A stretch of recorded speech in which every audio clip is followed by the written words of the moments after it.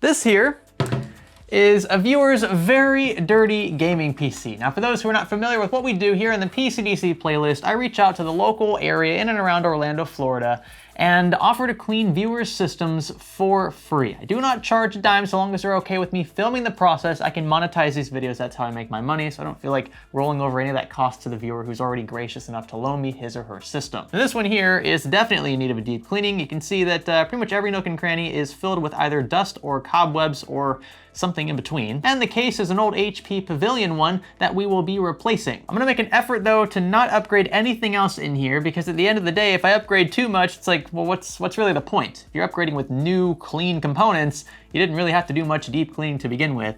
So yeah, the case is the one thing we will replace, but everything else in here is still covered in very filthy dust and grime, and that's gonna require the deep cleaning services brought to you by this YouTube channel. I think we need to get started. Stay with me. To get rid of that annoying activation watermark, hop on over to VIP SCD Key and purchase a Windows 10 Pro OEM key for fractions of the price of retail. Just use a secure payment method like PayPal, receive your key in seconds, and activate your OS here. Bye-bye watermark. And be sure to use our new offer code SKGS for a sweet discount. Now, if you plan on replicating anything you see in this video, maybe you have a dirty system that you've neglected for 6 to 12 months, cringe, maybe even more than that, and it's been building up dust long term, you're gonna need some utensils, some supplies, things that are gonna make the process a bit easier, more efficient overall. The first thing that I recommend is gonna cost you a bit more than a typical can of compressed air, and that's an electric duster. Now, this one here is not super powerful, I'm not saying that it is. Compared to an air compressor, this is like T-ball, right? But it does have an integrated nylon brush, anti-static. This will help get up that grime that sticks to especially PCBs and plastic shrouds like you'll find in graphics cards. Oftentimes, compressed air alone, even from an industrial compressor, is not strong enough to remove grime that's been stuck on for several months to years. Ask me how I know. I have tried, and I get comments every now and then from folks who are like, why don't you use a compressor? That would literally do the job for everything you're showing in the video. It's not true. I mean, you might be okay with that kind of result, but I guarantee it's not gonna look as thorough as this. That's why we call this a deep cleaning. What you're doing with a compressor, in most cases, is not a deep cleaning. You're just kind of cleaning the surface dust. You're not getting in and around the grime in the small little nooks and crannies around SMDs, around heat sinks, things that people generally overlook because it's just not really worth their time or effort to go that deep into it. And I understand, your time is valuable, and it just doesn't really make sense for you to do that. In my case, this is what I do for a living, more or less. I want to go as far into it as possible. That's again why I call this a deep cleaning series. Now, this is still, as much as I'm praising it, nowhere near as effective as tag teaming it with something like isopropyl alcohol and Q-tips. I also like to combine that with shop towels because these are easier to clean. Larger surfaces also help soak up oils and things that you might come across while you are cleaning. You'll want to wear some latex or nitrile gloves, preferably nitrile if you're allergic to latex, and you'll probably want some sort of DIY disassembly kit. This one's pretty cheap, it's just like a knockoff iFixit kit, and I'll have that linked below as well. So with all that out of the way, I think it's about time we embark on our journey. This is episode 8 or 9 or something like that, I believe. We're almost at the end, folks, of season 2. I hope you enjoy the deep cleaning process. Here we go.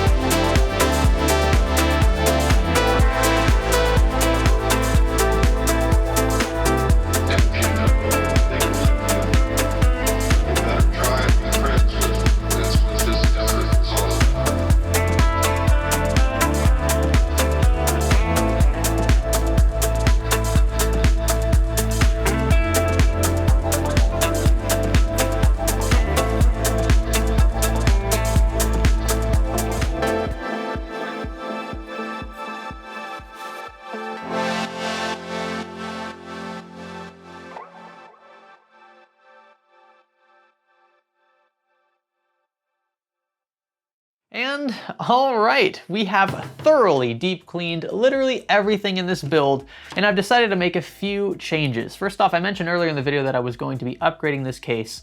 I'm not gonna be doing that. A couple things I ran into. First off, the power supply, just based on where it's mounted in this chassis, won't fit in the MATX case that I wanted to use, the new one. I mean, it'll fit, it'll slide into the enclosure, but the cable lengths are far too short, and I don't have any extenders. I don't wanna have to order some and wait to get this system back to the viewer. I wanna get this done today. So we're just gonna stick with this case. That said, it did clean up quite nicely. There are a few spots where the framing has oxidized, but you know, I'm not gonna polish and whatnot. It just doesn't make sense in a case this cheap. One of the other things though that I noticed when I was deconstructing everything is the fact that this hard drive, which is the only storage drive in the build, wasn't mounted anywhere. See, in these frames, typically the hard drive's mounted in a cage that would be positioned about right here. And I noticed this was kind of all bare, so it looks like this cage was removed at one point. You see the clip that holds the cage in, and it was never replaced. It was never reinserted. So when I received the build, this hard drive was literally sitting underneath the optical drive, not mounted to anything. It wasn't screwed down. It was just kind of sloshing around. And that is a big no-no when transporting a system. If you have a hard drive like this that's just kind of chilling, you want to be super, super careful.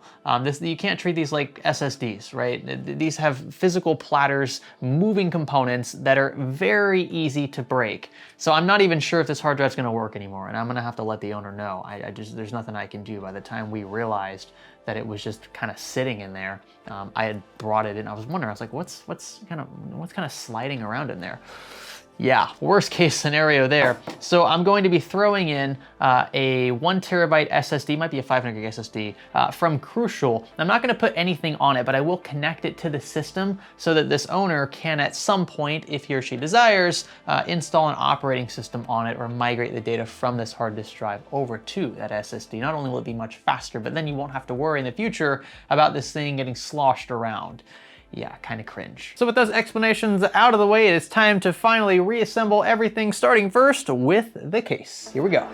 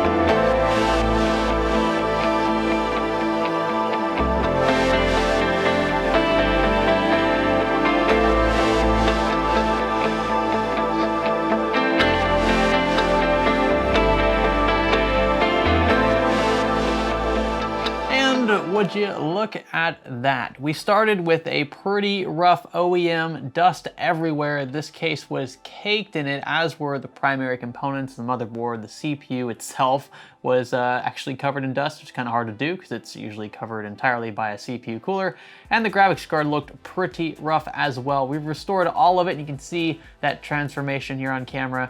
It looks so much better. Despite still looking quote unquote OEM, you know, with the green motherboard and the sort, it looks like a new OEM, and that's kind of the goal I was after. Now this of course would be pointless if the system refuses to turn on, so I always like to check this before I return these systems to their rightful owners. We're gonna plug this in at the rear. We've got the green light on the power supply. Let's try the power button. All right. We have 4 fans in this system, one in the graphics card, one in the CPU cooler, an exhaust fan for the case, and then a fan in the power supply. All 4 are turning. We don't hear any clipping or anything. We've got this little screen connected to the 750 Ti, and there we go. That there is our post. We are good to go. And surprisingly, the hard drive looks to be okay. At least on the surface, there could be potential issues down the line, and that's why I wanted to upgrade the viewer with that 1 terabyte Crucial SSD. Well, thank you so much for watching this far into the video and for supporting us on sites like Amazon. You can find all of the cleaning gear I use to clean this system to make it look as good as it does right now in the video description if you want to check any of that out. Some of it's good to have just on standby because your build will inevitably get dusty over time. The trick is to clean it repetitively every few months or so depending on its environment so that you don't ever need to resort to running a deep cleaning process like we did here. Only when systems get this bad do you really need to tear them all down about as far as they will go. If you're just cleaning surface dust and the like, and even a can of air will do the job. So that repetitive maintenance will prevent the need to do something as time consuming as this. This takes a full 2 days usually, and that includes filming to take care of. So yeah, routine maintenance. Make sure you don't skip out on it. We only have 1 episode left in season 2 of Pcdc. And I'll be honest with you guys, I'm not sure when the 3rd season is coming. Like I said before, these take a lot longer to produce, to film, to clean than usual. There are a few health concerns associated with this as well. I like filming this stuff indoors because it's easier to do on camera. It looks cleaner, it's much nicer and more presentable for the camera.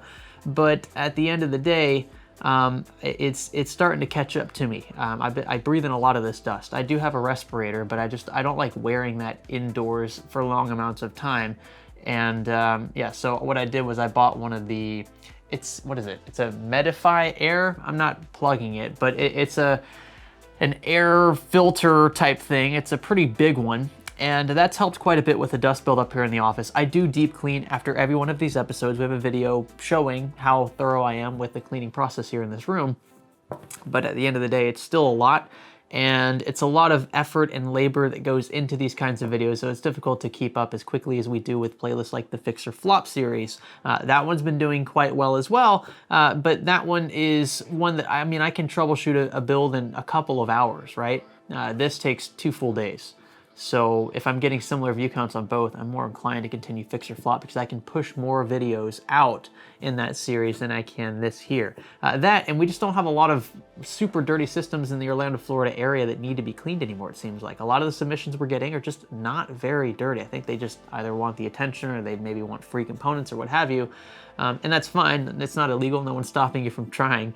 But at the end of the day, we're looking for really dirty stuff. And this one certainly qualified.